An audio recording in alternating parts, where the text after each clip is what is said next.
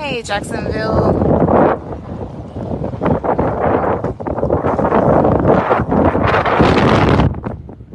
I know several have been asking about the damage for photos. We will be posting some of those soon. We wanted to go ahead and give you a little bit of live footage.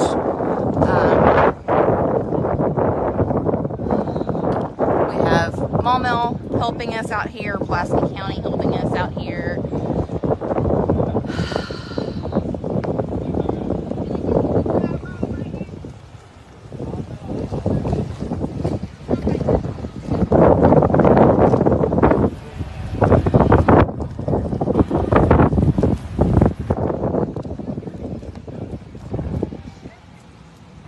It's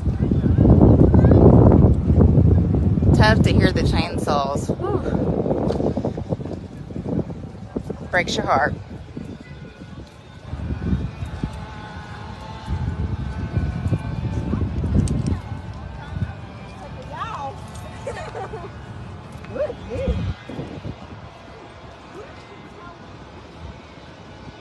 We cannot thank Pulaski County and Maumelle enough.